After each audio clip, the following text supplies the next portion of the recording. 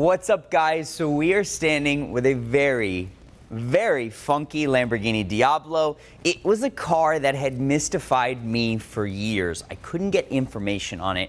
I had no sort of true knowledge about it. And luckily, about 6 months ago, a very good friend, Leo, thank you again, called us out of Germany and said that this exact car was sitting in Germany. It hadn't been seen since 1995-96, and it was with a collector, and we had the opportunity to buy it. So, what is it? Now, from first appearance, if you look at it, it is a 1995 Diablo VT Coupe. It's got VT wheels, basically VT, the rockers here, full VT interior, and essentially it is a Diablo VT Coupe. Front and rear bumper were VT, similar to a VT. Now, the exception here is the front bumper. So the first unique thing about this car is, if you notice, it has two little indentations in the bumper with two tow hooks. And this was actually because this is the 1995 and 1996 PPG IndyCar World Series pace car. Now, I remember as a kid, I would see this car watching Indy in photos, in magazines, and this was a very famous car. For many years, it was the fastest, most powerful pace car that had ever raced in the IndyCar series. I would say led in the IndyCar series. And what was the coolest part about this car is, if you remember, and many of our fans I'm sure remember, the PPG cars were just so special. There was factory prototypes. There was unique colored cars. There was a really cool C43 AMG that was all these different colors. There was a really cool Supra, GMC Cyclone. I could go on and on. Some of the most iconic 90s cars that were then done in these cool colors or cool combinations that were used for the IndyCar series. And at that time, I think what also makes this car so special is, maybe not today, but the IndyCar series was extremely prestigious. You had some of the world's greatest drivers, former Formula One drivers, and I would say it was as important as Formula One in the 90s. And unfortunately, when kart and IndyCar went separate ways, I think a lot changed. I know I stopped watching it as a young guy, but again, this was part of a very important piece of history. Now, going around the car and different things you'll see, and one of the things that perplexed me was the scoops on the rear engine bay. And if you look at the scoops, they're not SV rear scoops, they're actually Yoda scoops. And the way you can tell that is the two louvers here, and these scoops. And SV wouldn't have these louvers. And I remember seeing photos of this car and thinking, why were there actually Yoda scoops on the car? We'll get to that in a second, because it's all part of the story that's coming out. And then the other thing that perplexed me was the roll cage. Who put the roll cage in? And basically, I'd never seen another roll cage like this in a Diablo. So, fast forward 6 months ago, we have the opportunity to buy this car, and I start reaching out to other collectors, experts, historians, and we slowly realized that this was a factory-produced car.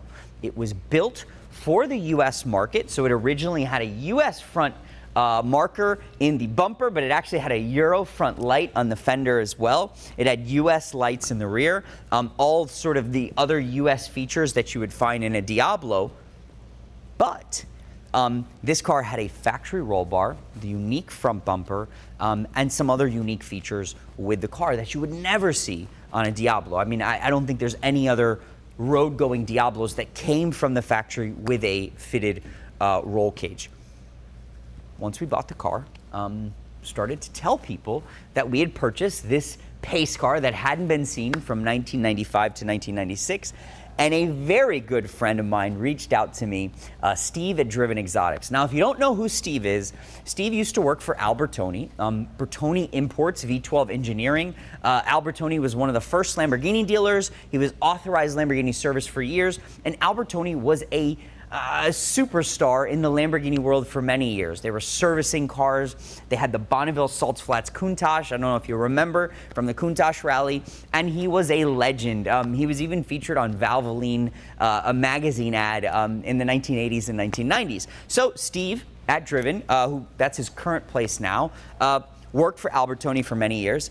And he sent me a message. He saw that we were getting in the car. He goes, "Oh my God, I remember that car, and I remember replacing the engine. I quickly responded back to him. I said, oh my God, blah, blah, blah, tell me more. And he told me that this specific car was actually originally fitted with the 600 horsepower Yoda engine and Yoda kit. So apparently what happened was the car was basically doing one of the Indy races as a pace car, and somehow, probably a little bit of abuse, but somehow that the chain slipped and the motor exploded at Laguna Seca Raceway. So the factory basically, immediately made a phone call. Albertoni was in Gilroy, California, so he was probably near to Laguna Seca, and they said, hey, can you basically fix this engine or replace it?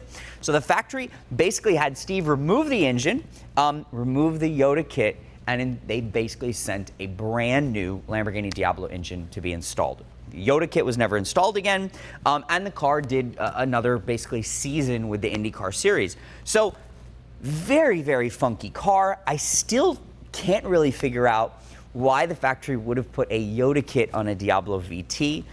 It was definitely some relationship with PPG. Now, PPG was also the factory paint for Lamborghini for many, many years.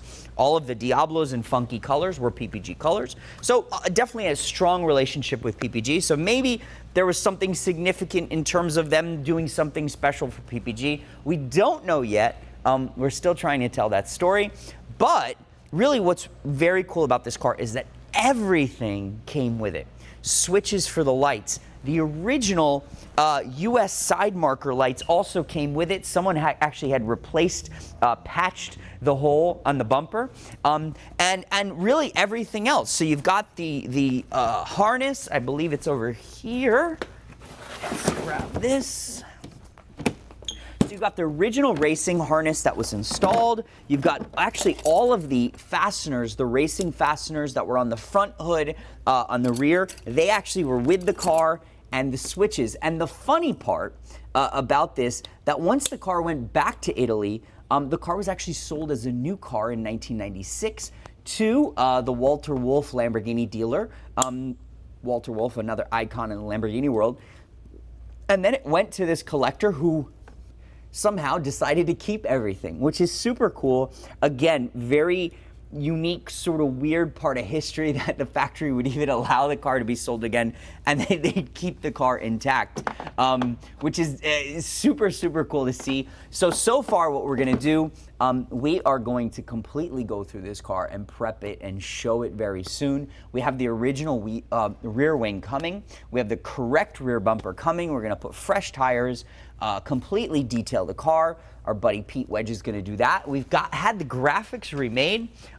Basically, I would say this is a 10 out of 10 in terms of duplicating the original graphics. The tow hooks were yellow. We're going to reinstall the lights. We're going to do a full service. And then we've got all the switches for the lights. We've got all the hardware. We've got to find the original orange. It's sort of like a triangle light that went actually right here. You can see a ring where it was actually installed. So, hey, followers, fans, enthusiasts, if you can help us find one of the original lights or this original light, we have a $1,000 reward for anyone that can find it. Definitely looking for basically perfection with this car and looking for the correct, period correct, model correct. So we'll share some photos with you guys, and if anyone can find it, reach out to us. Greatly appreciate it, and there's a reward. But yeah, here she is. One of the most wacky Lamborghini Diablos ever produced. We're excited to give you more content about this car, and probably the highest mileage of any Diablo that we've ever purchased. It's 51,000 kilometers, and it's actually in very nice condition. So we're excited. It's the beginning of a small project. Paint's nice, interior's nice, but now it's about finishing all the details. Thank you guys again for watching. Don't forget to like and subscribe. I'm sure we'll have a ton more stories with this. We have some great stories that'll be coming soon. Barton Workman, part of our family and part of our team. He's one of our writers. He works with our events.